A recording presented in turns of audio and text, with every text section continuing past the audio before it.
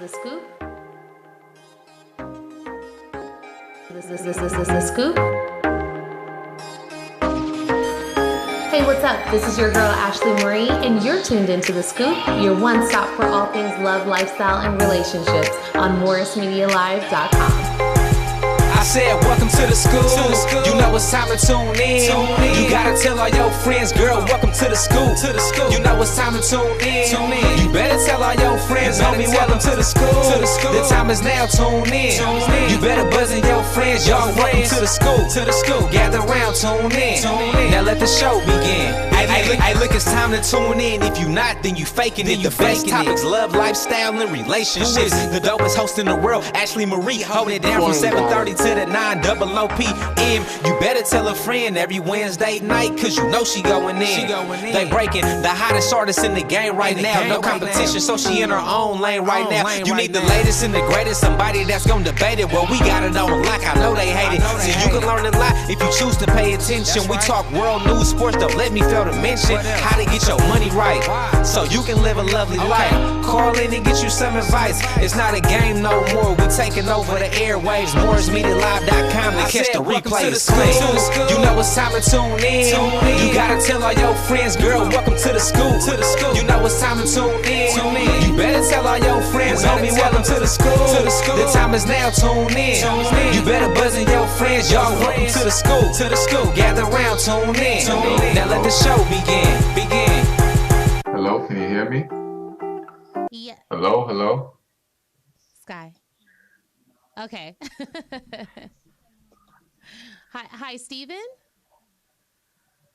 Can you hear me? He can't hear me. Hello. Hi, Stephen, can you hear me? Stephen, can you hear me? Hello? Oh, he hung up. Okay, well, you know what his thing is now, right? Okay, are we on air? Oh. What's up, you guys? Happy Wednesday. Welcome to The Scoop. I'm your host, Ashley Marie. Thank you so much for tuning in.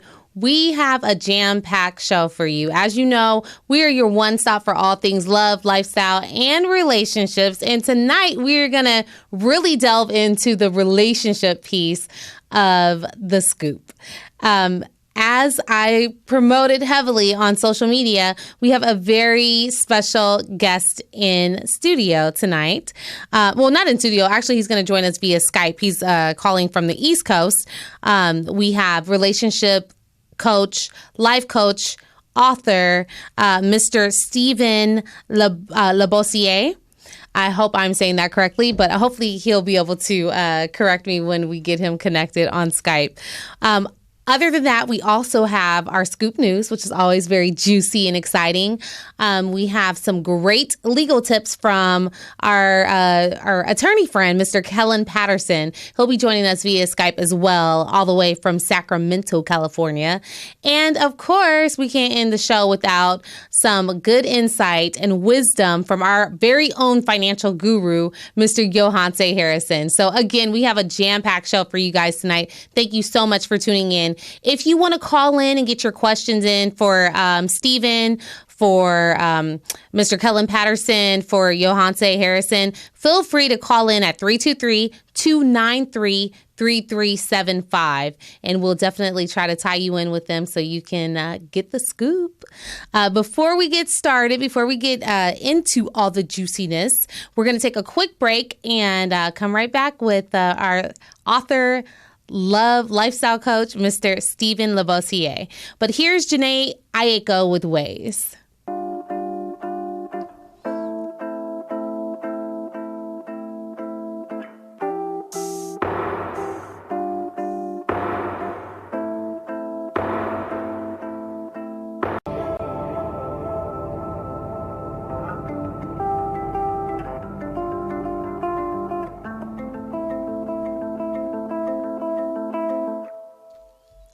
All right. Welcome back to The Scoop, you guys. I'm your host, Ashley Marie. We are your one stop for all things love, lifestyle, and relationships. as I promised, we have joining us tonight life coach, author, and relationship coach, Mr. Stephan La Bossiere. Hopefully, like I said earlier, I'm saying that correctly. I am so excited to have him on. This man is full of wisdom. Before we bring him on, I want you guys to check out this clip so you can get an idea of all the goodness he's about to share with us tonight. Check it out. You will never be good enough for the wrong person, so you need to just walk away.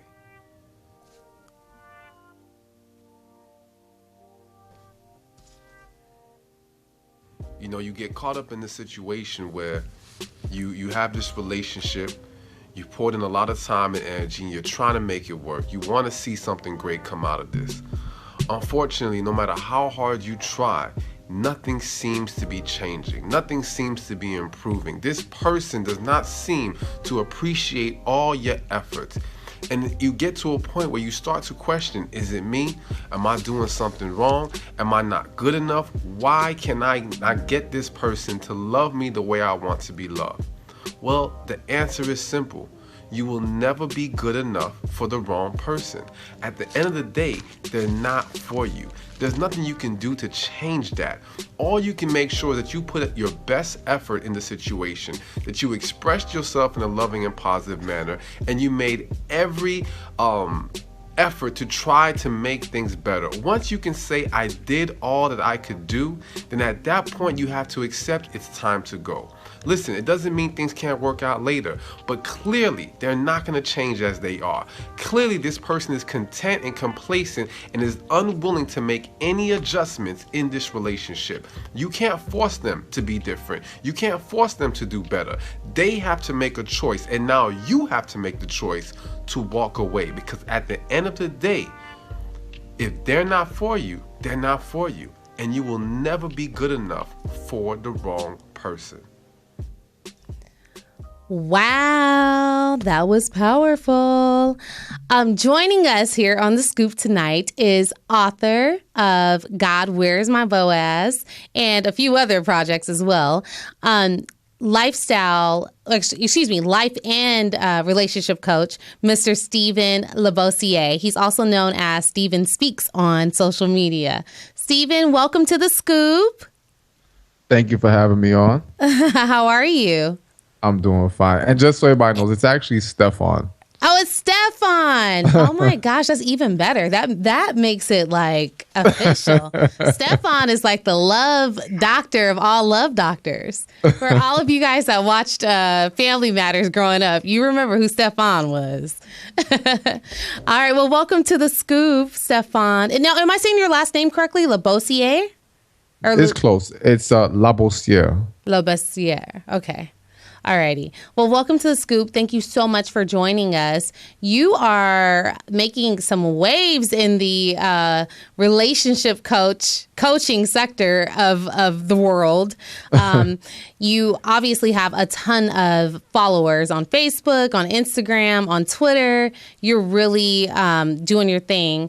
And like I said, we're so excited to have you. How did you get started in all of this? Like, what made you want to become a life coach, relationship coach, author? How did all of this birth into your life? Honestly, I never saw this coming. Okay. I never in a million years thought I'd be doing any of this stuff. It was all God. It was all what God led me to. Just the process that I had to endure and walking through what he was leading me through. All these little different things were being added. So, I never foresaw the speaking. It started with him just telling me to write a book. Okay. And then when I wrote the book, and mind you, I'm someone who hates writing. Like in college, I never wanted to write. I have a degree in IT. Mm-hmm. So I wasn't a writer or anything like that. But God was telling me to write this book, wrote the book. Then that turned into creating the blog. Then, I started pushing. I always had like an advising company. Okay. But I wasn't pushing it hard. So then I really started pushing the coaching hard and just adding piece by piece. But all of it was just what God led me through, to be honest with you. Got it. Now, did you go through a tough relationship? Like, how did you gain all of this wisdom? Because you have like some wise quotes, extremely wise quotes. Your perspective is on point. Like, everything. So how did you get to that point? How are you the Google of relationships? Well, you know what? It's a mixture of a lot of different things. I have been through interesting situations, so to speak. Okay. That I've learned a lot from. But I've always been allowed into people's lives, even since I was like young. Like that was the one thing I always noticed. People would tell me their lifelong story on the first day of meeting me. Oh my god! They would tell me all kinds of deep, dark secrets about they were molested. Just craziness. Like I didn't understand why they were telling me. Now I get it. Now you get it. Yeah. And so because I'm allowed to see inside so many people's lives, I learn so much. I see the truth. And also I think that a lot of times I'm not saying things that a lot of people don't know, but I'm willing to say it. And that's the problem. A lot of people, for example, you may see your friend and they're not happy, but your friend trying to tell you that they're happy, they're good in this relationship, but they're not. But instead of trying to rock the boat, you won't say anything. Right. You figure, all right, they say they're good, they're good. I'm the person, no, if I see it, I'm going to call it out. And because of that, I pull out more truth. And that brings more wisdom. And from there, that's how I keep learning more and more. Got it. So it's kind of just being mindful and paying attention to what people are going through around you. Around the people, that are around you, what they're going through. That's awesome. So you just wrote a book called, you just published a book called God, Where Is My Boaz? I've heard wonderful things about the book. Tell us about God, Where Is My Boaz? All right. So God, Where Is My Boaz is a woman's guide to understanding what's hindering her from receiving the love and relationship she deserves. And, the whole idea or premise behind it was the simple fact that a lot of women in the church are simply being told, pray and wait. Okay. And there's a mentality amongst a lot of them that says, they latch on to the scripture, he who finds a wife, to validate basically sitting back and doing nothing. And if God has a man for me, he's going to come and find me. No, that's not how it works. That's not exactly. Right. I mean, to some degree, you have to understand there's a certain part you play in the process. So the book, though some people may look at it and assume it's about how to get a man, it's not about how to get a man. It's about really understanding what's hindering you, what you're overlooking, what issues you need to address. It's kind of the first part, the foundation I had to lay, because there's more to come in that series. But that was like the initial thing we had to get out the way. So we talk about healing. We talk about recognizing that you're not really doing what God wants you to do. You're doing what you want to do. Really just laying some groundwork, because from there, then we can take that next step and really get people the results they're looking for. How do you know if you're doing what God wants you to do versus what you want to do? Well, first and foremost, did you pray and ask God about it? Okay. The reality is that a lot of people, and I don't want to just say women, but it is, since we're talking about women with this book, they can trust God with their finances, with work, with family, with everything. But when it's relationships, it's like hands off. And now they got to do it their way. And the reality is that they're not asking about the men they're dating. They're not asking about how they're proceeding with this relationship. They're trying to decipher the things on the surface rather than getting spiritual discernment or spiritual knowledge on what's really going on here. And the reality is that women are very intuitive, very smart. And it's not that they're missing the red flags. It's very rare that a woman truly gets blindsided in a relationship. She sees things coming, but she chooses to ignore it. And part of that, of her ignoring it, is her doing things her way, her trying to find a reason to hold on because she wants to validate holding on. But that's not what God told you to do. Wow. So it's your higher mind.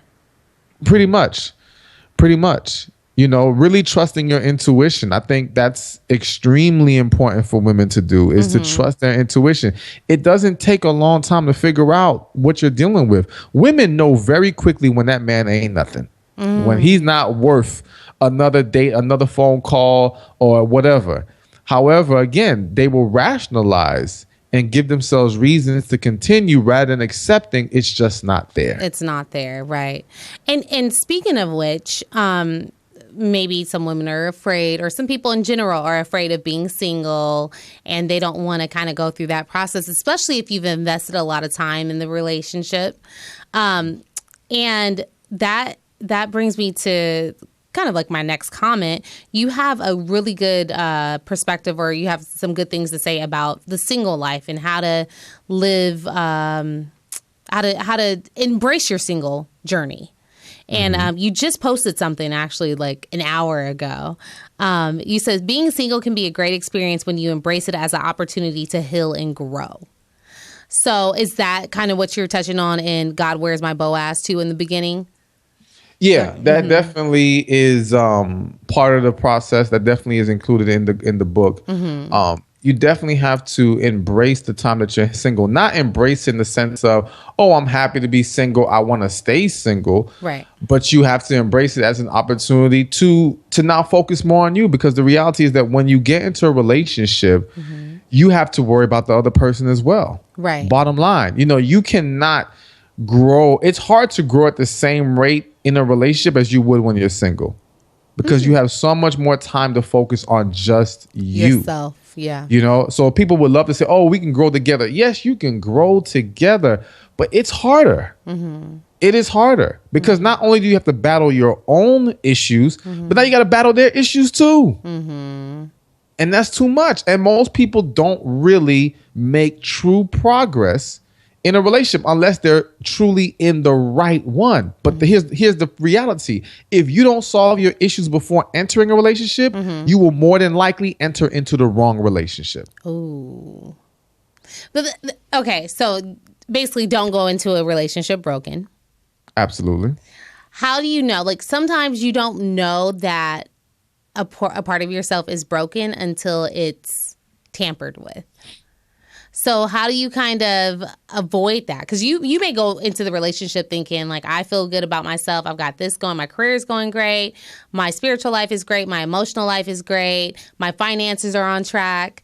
How do you decipher like, okay, I feel whole enough to go into a relationship? Like, how do you know it's the right time for you? Well, the reality is that people do know when they're broken. It's just that we find ways to validate brokenness. Okay. It's like, have you ever heard the quote, you have to find someone who's willing to unpack your bags for you? Some nonsense like that. Yeah. Okay. I've heard that. One of the worst pieces of advice you could ever give. Okay. We make people believe that, oh, it's okay that you have your issues. Everyone has issues. Just go ahead and find a relationship. Find a person who accepts you and your flaws. That's the nonsense we pump into people's heads. So in reality, they know they have the issue. They know they're broken. She knows if she's afraid to be vulnerable to a man. She knows if there's still some trust issues due to her past relationships. No one's that blind to what's going on within them. But society, friends, family, we lead people to believe that it's okay to have these things and still move forward. Okay. And it's not. It's not okay. Okay. And what does a healthy relationship look like? Paint that picture for me. How do you know you're in the right relationship? How do you know you're with the right partner? What does that look like? Well, a healthy relationship looks like two people who can actually talk to each other, first and foremost. I mean, there are so many people in relationships right now that cannot talk to their partner, that cannot truly open up and be transparent with the person they're with. If you can't be transparent with that person, you are not with the right person, or you both don't belong in this relationship right now. You guys aren't ready to be together at the moment. Healthy is also being able to take a positive approach. Another false thing that we push to people that, arguing is healthy. Arguing is a part of every relationship. Listen, disagreement is healthy. Disagreement will be a part of every relationship. Arguing in the sense of negative, back and forth, yelling, cursing, disrespect, that is not healthy. Right. Period. Right. Okay. So if you are engaging in negative behavior of any kind, then we are talking about an unhealthy relationship. Got it. So go ahead. Yeah, no, I mean, so those are the main two things, Okay. and just two people being actually happy, Mm-hmm. genuinely happy, not faking happy, genuinely happy. Again, there are a lot of people who are just dragging along in their relationship, claiming they're okay, but they're not, and you can see it in their face. Right. Because it affects, usually when your relationship is not going well, obviously it's affecting your emotional life, and that spills into other areas of life as well. Absolutely. It spills into your work. It spills into your finances at some point.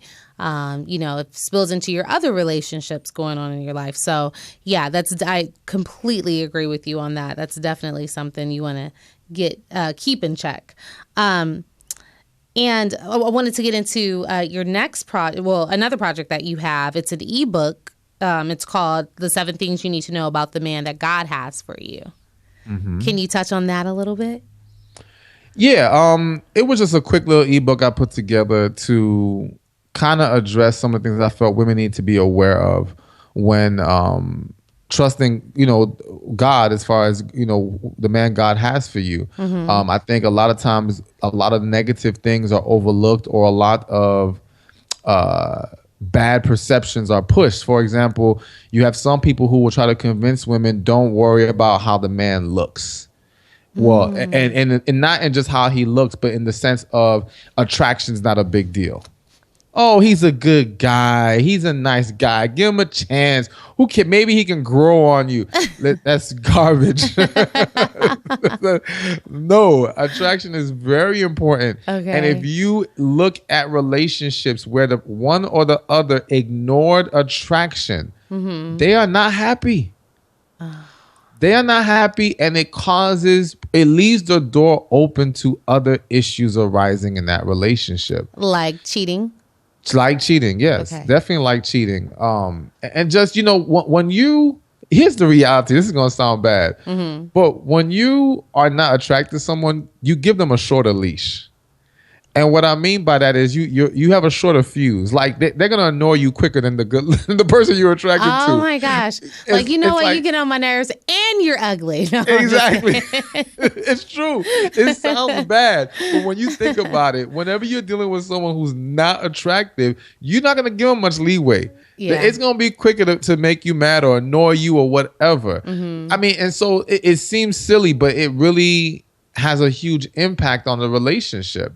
You have to desire your person mentally, spiritually, physically. All these things have to be in place. And when you remove one of them, it can bring the whole thing down. So those are obviously 3 key things that we want to look for in a man.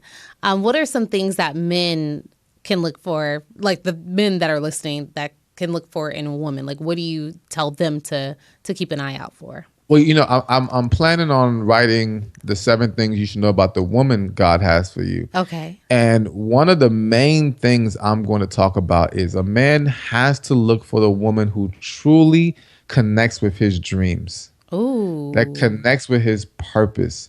Because there's a lot of men right now who are waking up next to a dream killer, next to a woman who does not have his back, to a woman who does not believe in him. Now, granted, some of these men are not giving the woman enough to believe in. However, you still got to recognize that you chose the wrong person here. Yeah, that's very true.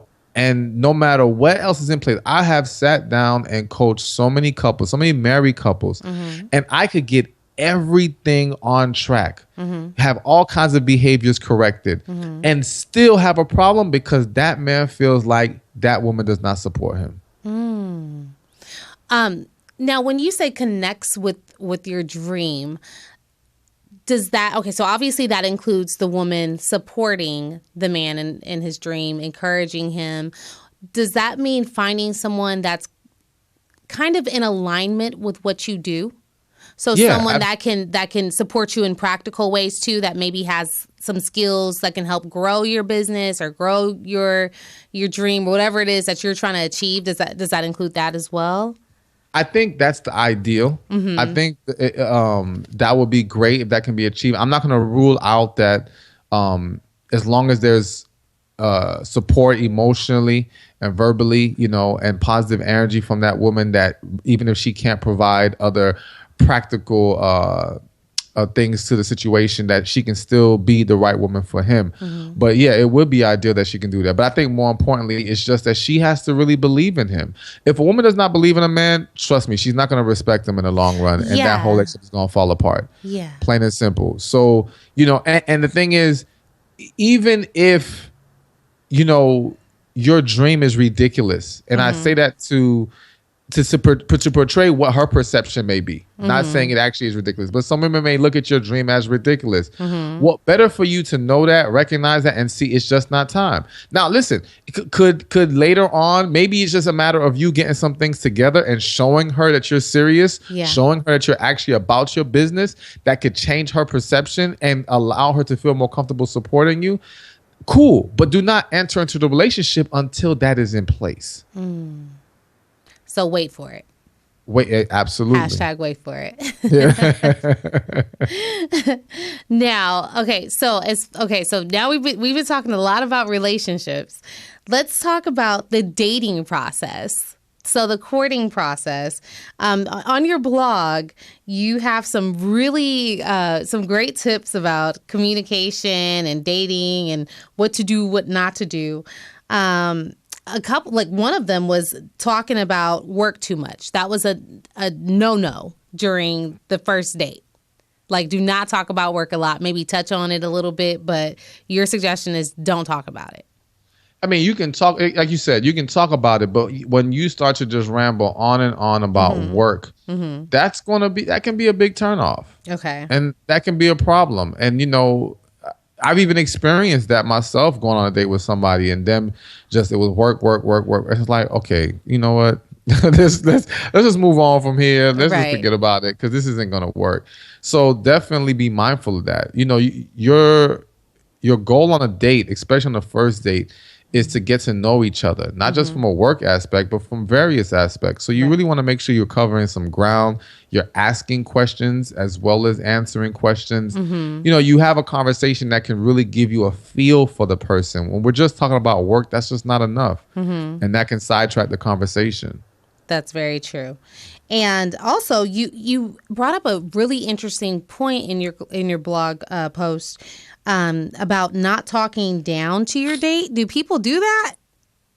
Absolutely. I don't think I've ever been on a date where I was talked down to. How does that, what does that look like? If you're on a date and you're being talked down to, what does that look like, and how do you get out of that situation? I mean, it varies. Some people can be very arrogant and condescending. And also, because some people are entering into the date with walls up, they don't even realize how they're coming off and the negative energy they're putting out there. So they may not see it as I'm talking down to this individual, but from the outside looking in, if I examine the situation, it'd be like, yeah, you are. It's clear as day. So you just want to make sure you're coming in with a positive mindset. If you have a positive mindset going on the date, then you won't find yourself giving off this negative energy and putting yourself in a position where you're talking down to someone. If you're the person who is being talked down to, or you feel in any way disrespected or disturbed by the way the person is communicating with you, you just need to be honest about it and let them know. And go ahead. Sorry. No, I was saying, just correct it right there. And let me say this. I feel like I have to say this right now, especially if you're a man and the woman's talking down to you. Ooh. And I know that I don't want that to sound sexist, so I'm only saying that a man should be checking a woman. I think I know where you're going with this. Go ahead. Yeah, I think it's very important. And here's the other thing that I'm going to be mentioning in that book is that, listen, as a man, you have to show that you demand respect. Exactly. And if you allow a woman to disrespect you, to run all over you, she might continue to deal with you, but if she doesn't respect you, she's not going to love you. All right. And it's not going to be a relationship that you're going to be happy about. And in actuality, you putting your foot down, and not putting your foot down in a verbally abusive way or being disrespectful or anything like that, just showing that you're not going to tolerate any kind of disrespect, you're actually going to win points. Yeah. They're not going to lose. Yeah. It's better for you. Yeah. So I think the men have to really be mindful of that, because I think some men let women get away with a lot because they're thinking, okay, I got to be sweet and nice, and now forget all that. You got to be sweet and nice, but you still got to be man enough to put your foot down and show you're not going to be taking anybody's nonsense. Yeah, and especially if you're dealing with a woman with a strong personality, an alpha female, so to speak. You definitely, as a man, you definitely want to make sure you stand your ground and kind of put your foot down a little bit. That makes women who are, stronger personality types definitely respect you. Like, okay, he's standing his ground, and he checked me respectfully. So I definitely agree with that. Now, are there any other projects that you have going on right now as far as books? And I know you have you have a cruise that you're kind of promoting right now. Yes. Do you want to tell us more about that? So I got a cruise. It's a cruise to the Bahamas, October 7th through the 10th. It's called Stephan Speaks at Sea. We're going to be doing a lot of wonderful things on there. All inclusive cruise. Okay. It's just a lot of great things. It's so much to list. I mean, if anyone is interested in going on the cruise, just send me an email, contact@stephanspeaks.com. Okay. And we can get you all set up with that and get you more of the details. And other than that, I have a few projects. I have How to Get a Man to Cherish You If You're His Wife coming up next. Yeah, I actually literally just before I came on the interview, I actually uploaded the pre-order onto Amazon. So exciting. That's coming. And also I'm going to be doing kind of my crossover book. And this one is called God's Plan for Your Purpose. So that's more on the life coaching side. Life coaching and business side. That's taking it to that level with that one. That sounds awesome. You just piqued a question in my mind about how to give me the title of that book again. How to Get Your Man to Cherish You, or what? How to Get Your Man to Cherish You. How to Get a Man to Cherish You If You're His Wife. If you're his wife. What is the difference between a man cherishing you and loving you? To me, when I think cherish, I'm thinking at a whole other level. Like it's even as much as love should be the ultimate. When a person cherishes you, it's just it's hard to put into words, but it's just you're like something precious to them. And when you're something precious to them, they do everything to protect it, to provide for it, to love it, to nurture it. They will give it everything it needs because they cherish you. They hold you in high regard. And to me, that's even more than love is like love goes into cherishing. Okay. I can love you and not cherish you. You understand? Like I can love anybody. I love everybody in the world. Right. Do I cherish everybody? No. Right. You can't. Yeah. Exactly. But when that man cherishes you, that you are set apart. Yeah, that's absolutely true. So can you give us a little bit of a teaser on how to do that? Just a little bit? Can we get a little bit of an exclusive here on The Scoop? I'm going to give a teaser, and I'm probably giving the wrong teaser because this might make some people mad. Uh-oh. But but I'm going to be honest, and it's the one that's coming to mind right now. Okay. One of the things I mentioned in the book is about keeping up your physical appearance. Okay, yeah. And it's a touchy subject. A lot of people want to say, we get older, kids, life, all these things get thrown at you. Okay, cool. And yes, they'll say, if you love me, it shouldn't be all about the physical appearance. Absolutely. However, physical appearance, physical attraction is an important part of any romantic relationship. If you remove physical attraction, you know what you have? You have friends, roommates, play cousins, whatever. It's like it's no longer a romantic relationship. When you talk to people who have great connections with individuals and you say, why aren't you with that person? You know what they say? Because I'm not attracted to them. So now when we get married, and the reason why we were drawn to each other initially was attraction, and now we remove that, right? There's gonna be a problem. And with men, yes, men are very visual, and unfortunately, there are a lot of women who are not tapping into the physical attraction piece to light the fire back in their marriage. You know, and it's important. It's something that doesn't get talked about enough because people have been shamed when they bring it up. You know, people get bullied into leaving that topic alone. Men are scared to tell their wives, yo, you know, you're not looking the way you used to look. You know, and some may tell them, but then their tact is horrible, so it only causes more problems. It's just like this. It's this very unspoken issue, and when it is spoken, it isn't spoken about correctly. You know, but it needs to be addressed because it plays such a huge role in things. Okay, awesome. How can people find your books and maybe sign up for like your relationship coaching, your life coaching? How do we get in contact with Stephan? Well, you can get in contact with me. You can find me on Twitter at Stephan Speaks, Instagram at Stephan Speaks, or at my website, www.stephanspeaks.com.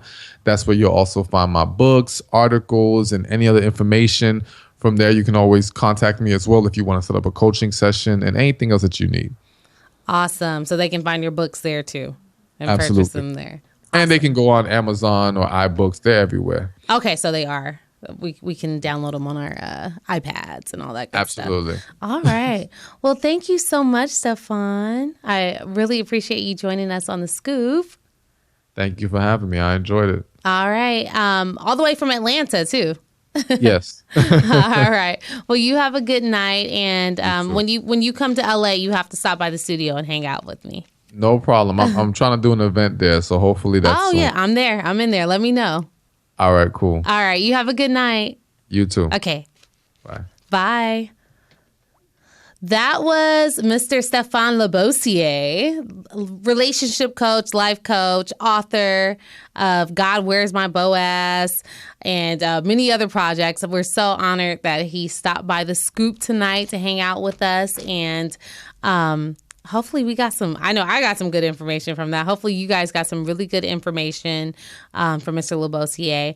We're going to take a quick break and be right back with our legal advice, our financial guru, Yohante Harrison, and none other than Scoop News. It's going to get juicy. Here is Jeremiah with We.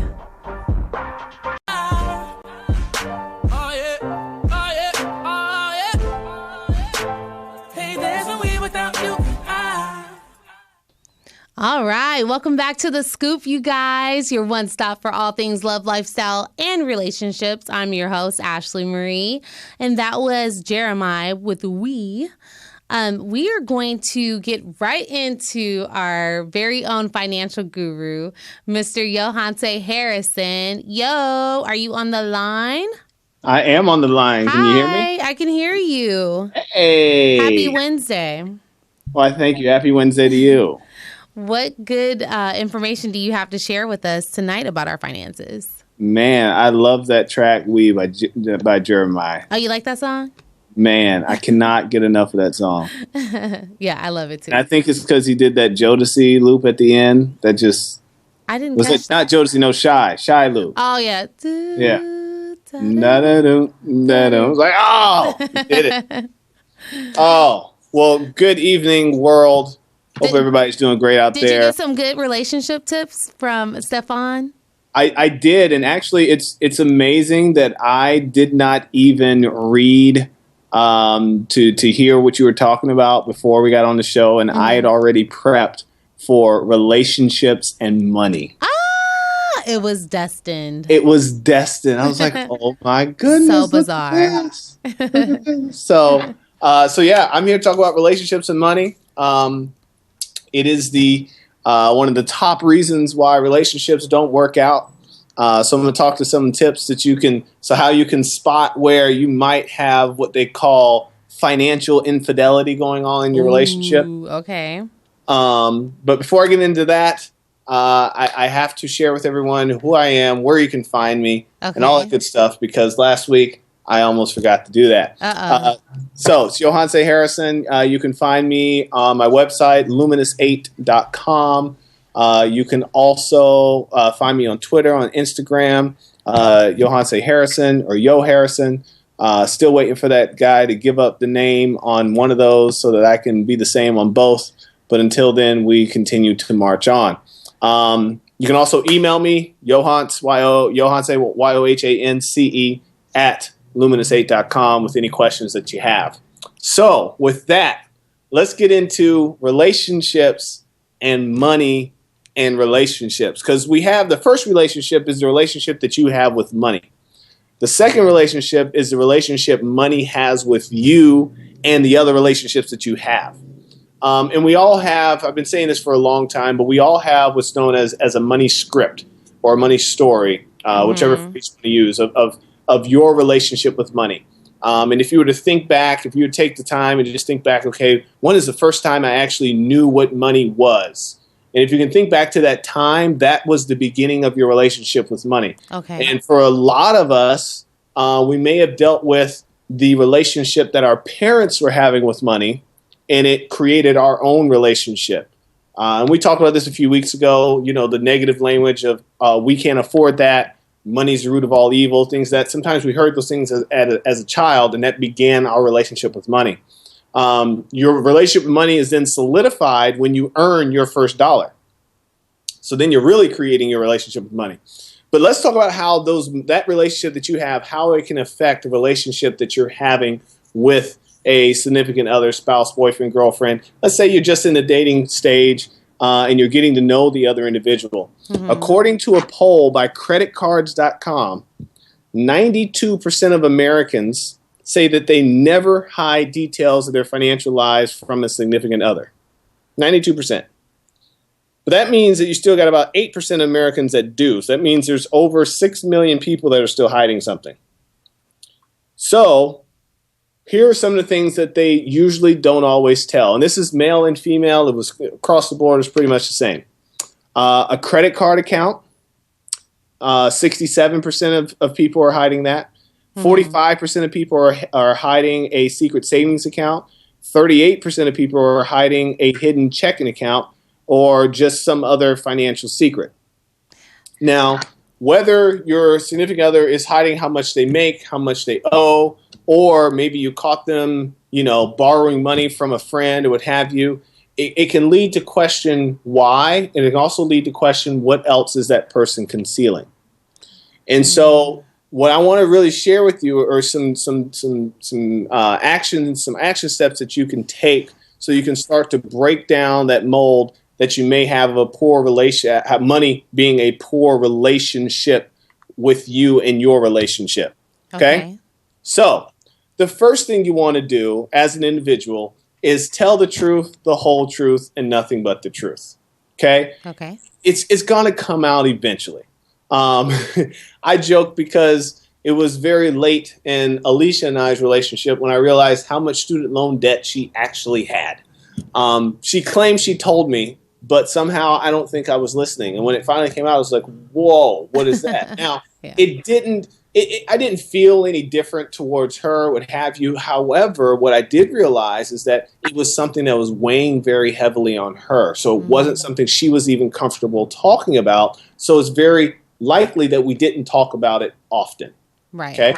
So tell the whole truth, nothing but the truth. And if this person really loves you, wants to be with you, spend the rest of their life with you, then these are some of the conversations that eventually you get to have. And if someone has a problem, you'd rather know early rather than later because you can decide whether or not you're going to be a part of that solution. Right. So the next step, dig deeper and find out what it's really about. If we're talking about some credit card debt, if we're talking about maybe old medical debts. I got a good friend, was dating a beautiful woman. They were, they had a great relationship. I mean, we actually traveled all over the United States with this other couple, but it turned out that she had hundreds of thousands of dollars in medical debt that she hadn't told them about.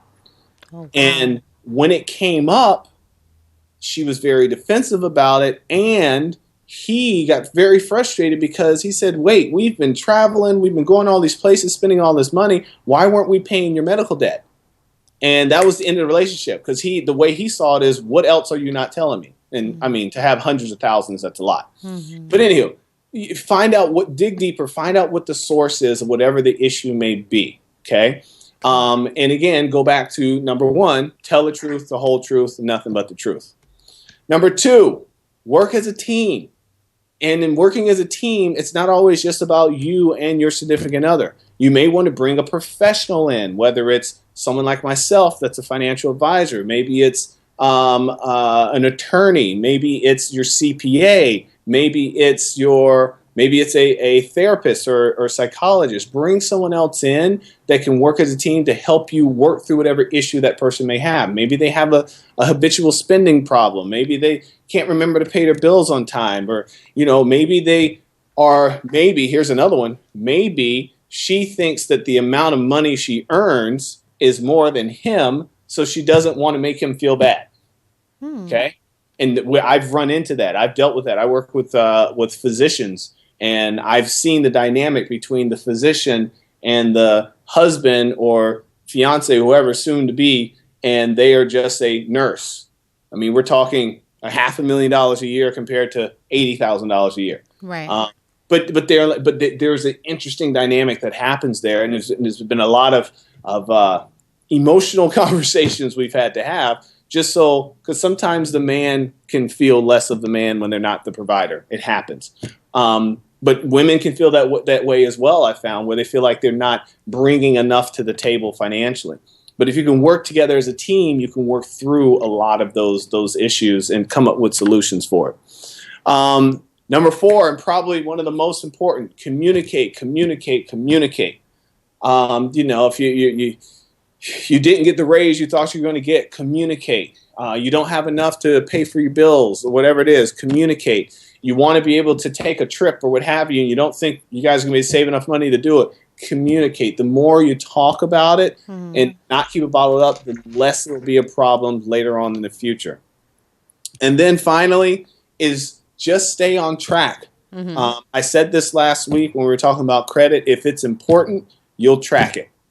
If it's not important, well, it's not important, so we don't have to talk about it. So if having a healthy relationship when it comes to money inside your relationships, communicating often about those things and having what Alicia and we like to call, we have a money date. We like to sit down and have a money date at least once a month where we talk about all of the finances. We look at all the debt that we have, or student loan. We look at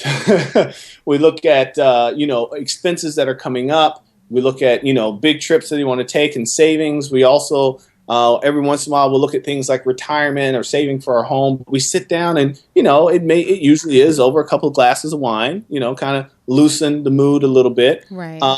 And we go through it all and then we put it away. But I've found that in my years of being an advisor, I will find that most couples will spend more time planning their vacation, which may be 2 weeks out of the year, if that, than they spend planning their retirement, which is typically 30 to 40 years out of their entire life. Jeez. It's a very long vacation. And they'll spend more time on that vacation than they will planning 30 or 40 years of their life. So, I'm out here in this world trying to flip that, change it around.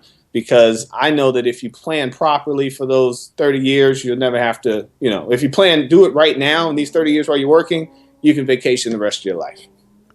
Okay. So. I think I think we have a call. We have somebody calling in with a question. Okay. Caller, you're on. What's your name and where are you calling from? Hi, my name is Kellen Patterson. I do have a question, but I know I'm on next. But yeah, I just have I do have a question to Mr. Harrison. Okay. All right, my question is, what do you do when you're planning on getting married? Is there something to talk about with your soon-to-be spouse as it pertains to debt, how you file taxes even? Is that something that's of great importance to maintaining a relationship as well? That's a great question. So basically, what does that conversation look like, yo? So I actually couldn't hear the question, so I need you to repeat it. Okay, so he wants to know when you're dating, when you're courting somebody, or when you're about to get married, he says specifically, what kind of conversation do you have with your partner about finances and how they file their taxes, maybe things of that nature? Absolutely. So I have when I'm meeting with clients that are about to get married or engage or even moving in together, I like to have what's called full disclosure. Okay. So what I ask each individual to do, I say put together all of your finances. So your latest tax return, your latest paycheck stub, anybody that you owe money to, and any institution that has your money. And then also jot down what your top 5 financial goals are. And you do this independently. I say do this all by yourself. Write down your top 5 financial goals.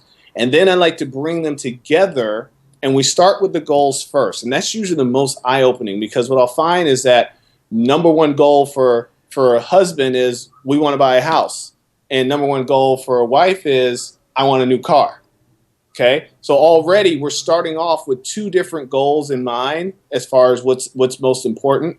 And for the household to make it together long term, you're going to have to get on the same page on some of those goals, or else it's going to cause a fight later. It's going to be, oh, well, you're going to come home with a new car. Wait, I thought we were saving for a house. And now the battle has begun. So we start by getting your goals on the same page. And that means with relationships, which you guys already talked about, there's some give and take. There's some things where you're going to have to say, all right, this car can wait. Or she's going to get to say, no, you need a car. The house will wait. So get on the same page as far as what your goals are would be step number 1. Step number 2 is back to what we talked about earlier is tell the truth, the whole truth. So now let's disclose where we stand right now financially.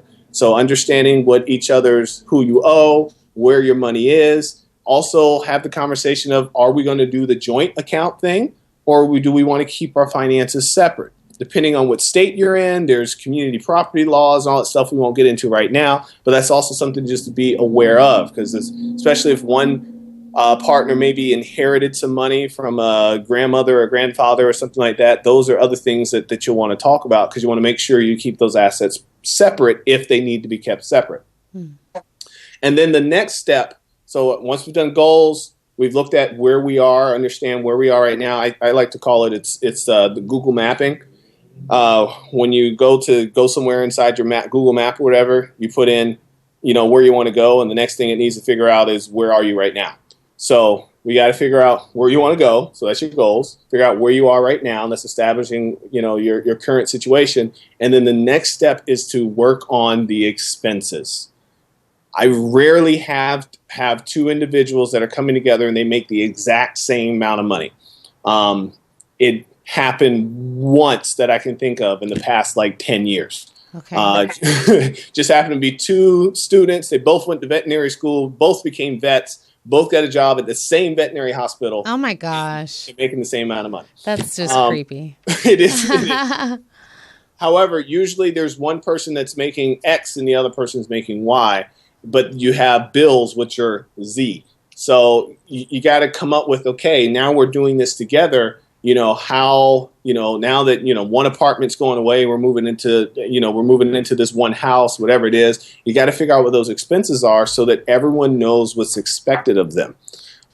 Because I'll find some times where I'll have a husband or wife or fiance or what have you that, maybe they only earn $50,000, and then the other person earns $100, and their household expenses are $100.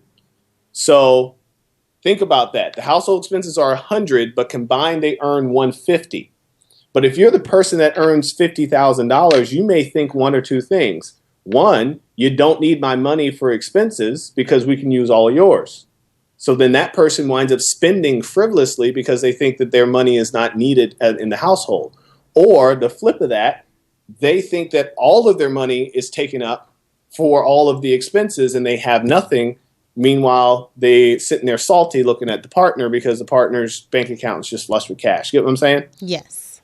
So you got to come up with that happy medium of, okay, these are the bills that have to be paid. How are we contributing to our expenses? And then how are we going to save for our goals, pay down whatever debt that we have, and plan out the rest of our life. So I would highly recommend to the gentleman. What was his name? Did he say? Kellen Patterson. Kellen. I would highly recommend Kellen to schedule a money date with your significant other. Run through those steps. Shoot me email. I can send them to you. I'm happy to be the mediator for you when you're doing those steps. But that would be the best advice that I can give you in that situation. All right. I don't think he's on the line anymore. What? But that's okay. I'm sure he heard. Okay, so now you wanted to give one last tip, right, Yo? The one last tip, very simply, is ask for help. Okay. Money, we don't like talking about money in our society. We'll talk about everything before we talk about money. If you watch daytime television, they'll talk about everything except money. We get very uncomfortable when it comes to talking about it, but we actually even created an entire culture. This is American culture. This isn't culture in other countries. The American culture where you're not supposed to tell your coworkers how much you make. Now, I want everyone to understand, and Ashley, as a woman, I hope you knew this already. If you didn't, here it comes. That started because of sexism. Because we didn't want, and I'm saying we, I'm not in that clan, but I'm saying we as men, we didn't want the women counterparts to know how much the men that were in the same position, how much more they were making than them.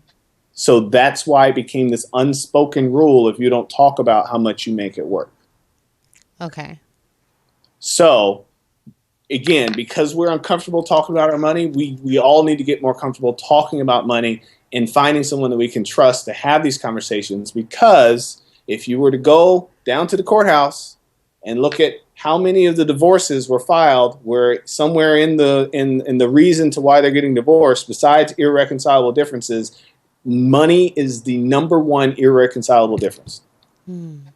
Yeah, I've heard that before, that's like the number one reason for divorce. Number one. And money is what leads to the infidelity. Because when you're hiding something, it's the lie, that's the snowball effect on the lie. And so it leads often to infidelity. It leads to distrust and more dishonesty and all the other things that can break two people up. So if we can start with being honest with ourselves and then being honest with our partner, then we can all enjoy the fruits of our labor that much more. Sounds good. Thank you, Yo. You always have some good information for us. I'm just excited it was about relationships. He was talking about relationships. I know. That's so bizarre. Well, I'm glad that worked out for us. So am I. All right. Well, again, thank you to Mr. Johannes Harrison, our very own financial guru here on The Scoop. He's always full of wisdom. You guys can follow him on Twitter. What's your Twitter, Yo? Yo_Harrison. All right. DM him on Twitter. Email him at Johanse at luminous8.com. All right, Johannes. All right. Well, until next week, we will chat with you then. Thanks again for calling in. You're welcome. See you next week. See you next week. Bye. Bye. All right, you guys, you are tuned into The Scoop. I'm your host, Ashley Marie. That was Mr. Johannes Harrison, our very own financial guru. He always drops so much knowledge on us as it relates to our finances. I've gotten so much good information from him, so he's definitely a gem to have on here on The Scoop. Next up, we're going to be chatting with attorney Kellen Patterson. He actually just called in and he had his financial questions to ask our financial guru. But Kellen Patterson's actually going to be giving us some legal tips and some legal advice. So we're really excited about having him on. Is he on the line now, Sky? Okay, so he's ready to rock and roll. We're going to go right into attorney at law Kellen Patterson. Hey there, Kellen. Hey, Ashley, how you doing? Good. Welcome back to The Scoop. It's always such an honor to have you on. It's a pleasure. The pleasure is mine. What legal tips do you have to share with us tonight? I don't have legal tips. Okay. I just have a couple of knowledge, something to educate your viewers. Okay, great. So, what are they? Well, the topic is employment law Okay. and rights as an employee in the state of California. So this may not keep you in a relationship, but it can help you get into a relationship All if right. you know your rights and you keep a job. So. Okay. Okay. But I just like to start off. So there are a couple ways for you to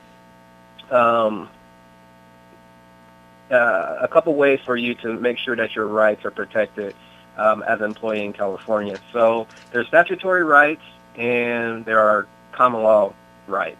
So statutory rights are the rights that you see in acts. So one of the most popular statutory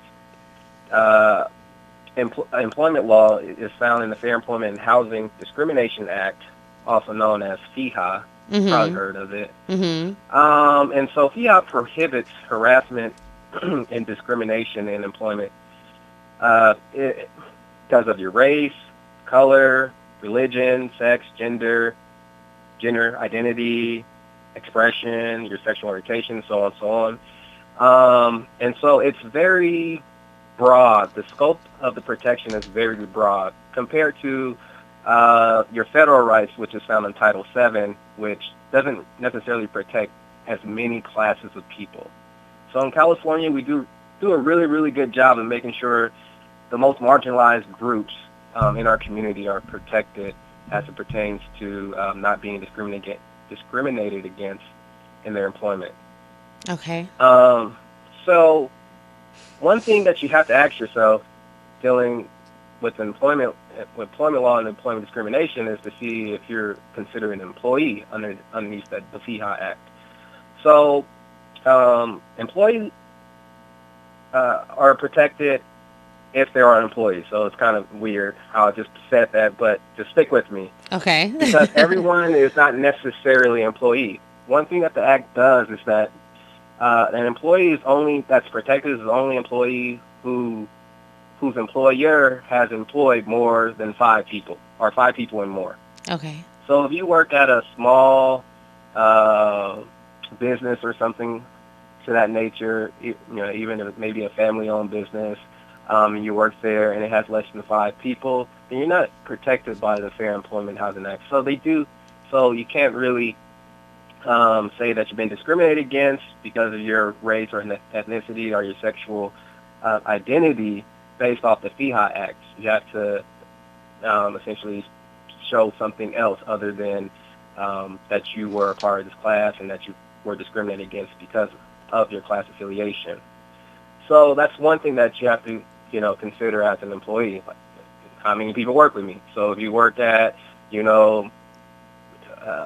Liberty Mutual, or something like that, they have way more than 5 employees, so you're definitely protected. Another issue that can be concerning is people who are in the gray area. So you have employees, and then you have independent contractors.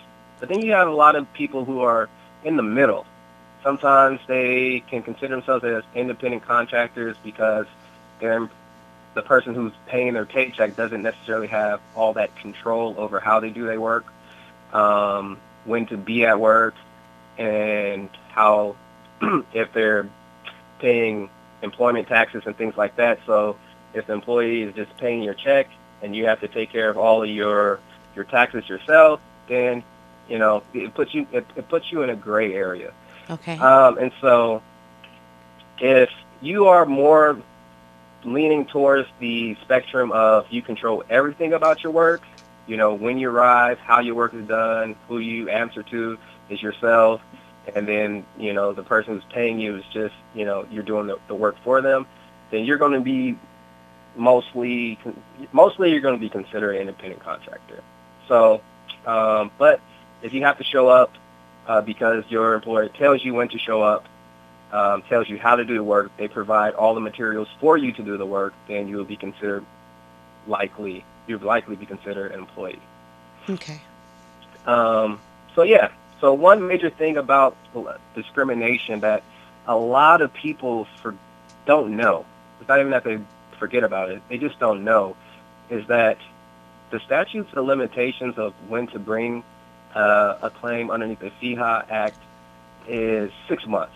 So normally people think it's a year. You know, if you've been discriminated against, you can kind of sit on your hands and try to figure things out for a year, maybe look for a job.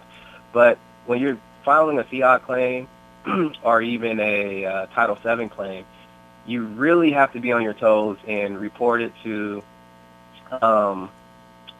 the appropriate organizations, or you can also hire an attorney, and they will do that for you. And so you have to get a right to sue letter. And once you get a right to sue letter, you have about 90 days. Okay. So, you know, if you do have an issue with discrimination, so if your employer has discriminated you based on your sex, you know, if you're a woman and you feel like you're fired or not giving promotion because of your sex, and you see, you know, men getting these promotions and you do better work for them, from that day on, once you notice that, you know, you've been discriminated against, you have 6 months from that time period to bring a claim. So that is very, very important, because a lot of people miss that statute of limitations, and then their claim is underneath the Fiat Act is lost for good. Okay. Another important law that employees of California have to be concerned about, or at least privy of, is the California Fair Labor Standards Act, and essentially that addresses, you know, child labor, minimum wage, overtime pay, and meal and break periods. And so, you know, I guess state workers get it bad, right? So if you're a state worker, they're known for taking all the meal and break periods, but it's very important. I know, it's very important, because sometimes employees are overworked, you know, especially if you're standing up on your feet to do your job. You can, you know, there's negative implications of doing that type of work for a very, very long time.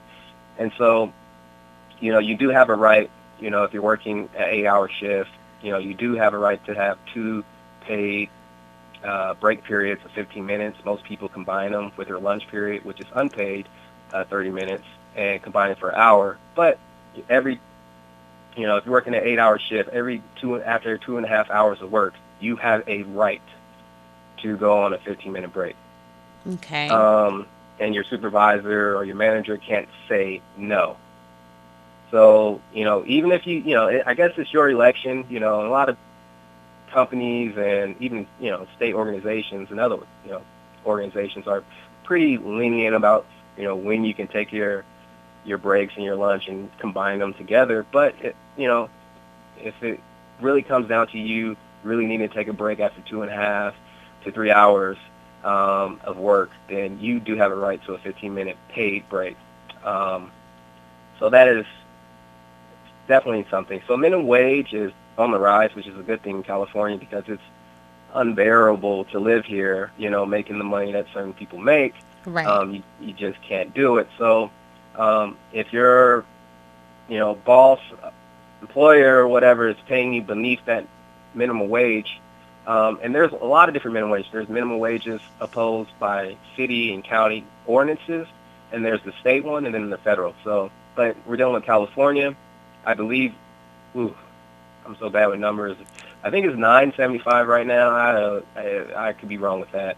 But if you're paid beneath that in the state of California by any employer, your rights have been violated. So make sure that you're getting paid. And if you're not getting paid, tell someone. Either, you know, tell the federal, what are they called, the EEOC, or you can hit up FIHA, and they will be able to help you and assist you.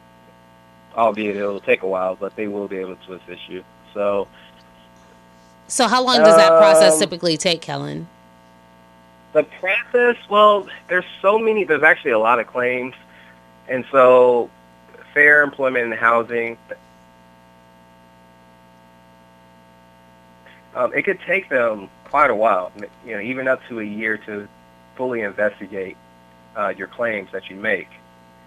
But if they do investigate, they have all the power to make sure you get paid, potentially sue on your behalf, or they can give you the opportunity to reach out to an attorney, and if you want to be represented by, you know, your attorney of choice instead of a state organization or a state department, then they'll allow you to have a right to sue, and you can take that route.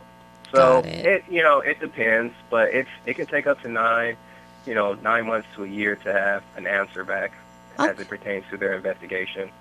All right. Department of Fair Employment and Housing. All right. Well, this is some good information, Kellen. Thank you so much. Where can people contact you if they have any legal questions? If you have any questions, you can stop by my website at www.kellenpatterson.com, or you can email me directly. I do have, patterson.com. You can also reach me on Instagram, and it's very simple. It's all at Kellen Patterson. And then Twitter is the same thing, Kellen.Patterson on Twitter, I believe. All right. Well, thank you, Kellen Patterson, attorney at law, for joining us tonight on The Scoop. All right, we appreciate you. Thank you. Until next time. All right. All right. All right, bye. Bye. All right. That was Mr. Kellen Patterson, attorney at law, with some good legal advice for us. So if you guys have any legal questions, that is the man to contact. He is very kind, very patient, and he'll definitely help you through and walk you through your questions and your concerns. We're going to take a quick break, and we'll be right back with the Scoop News and all the juiciness. This is Tiana Taylor and Pusha T with Maybe.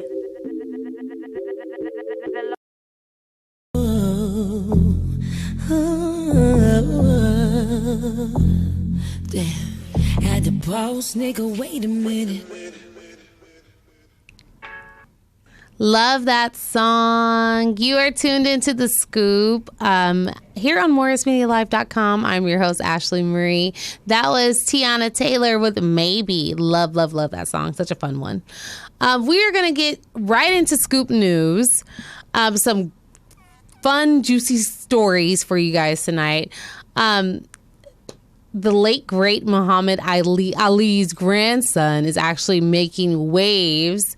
He's actually going to be able to get paid for his good looks and play college football at the same time.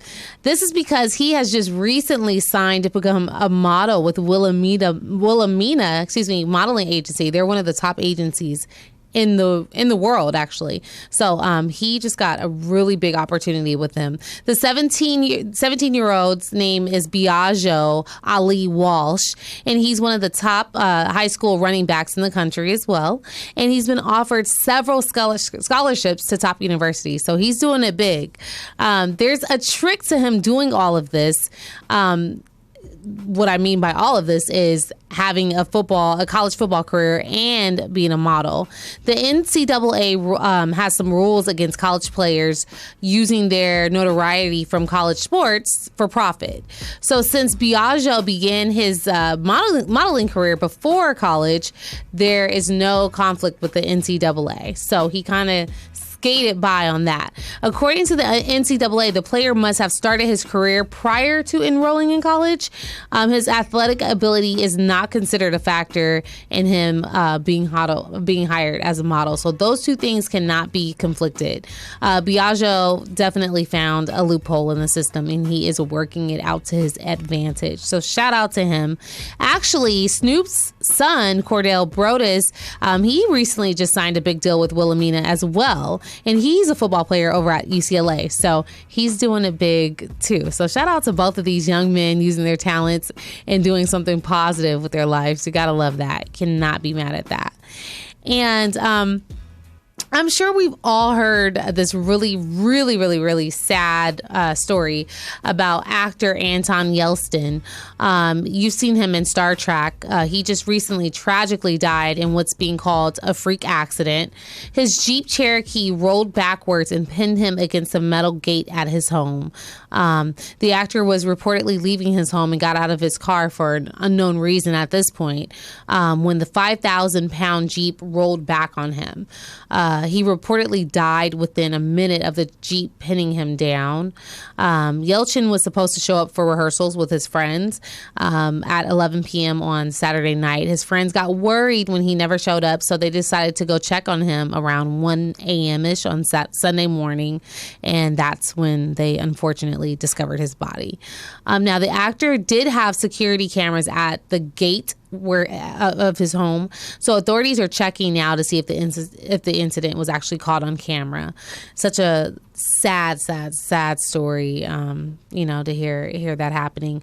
And what's interesting is those Jeeps were actually a part of a recent recall, so hopefully they really get on the ball and figure out what is going on with these cars.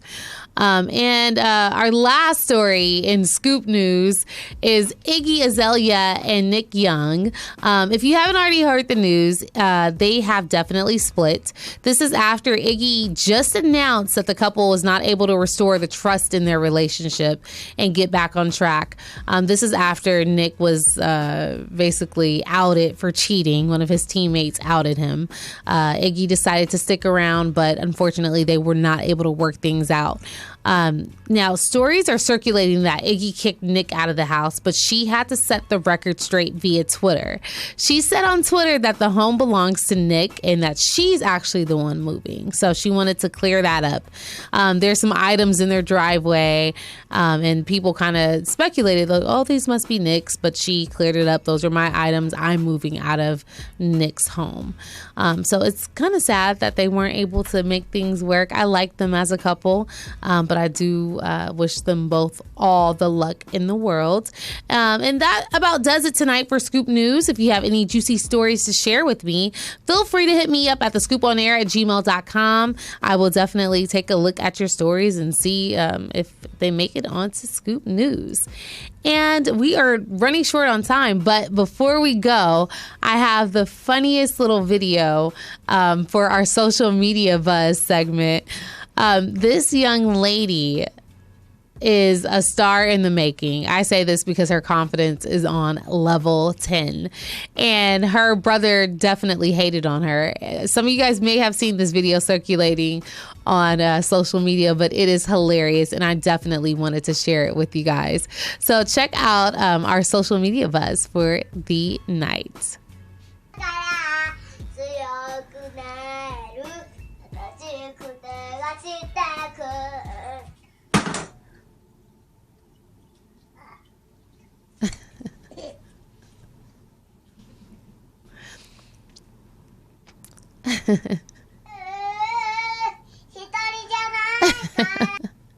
I cannot handle that little one.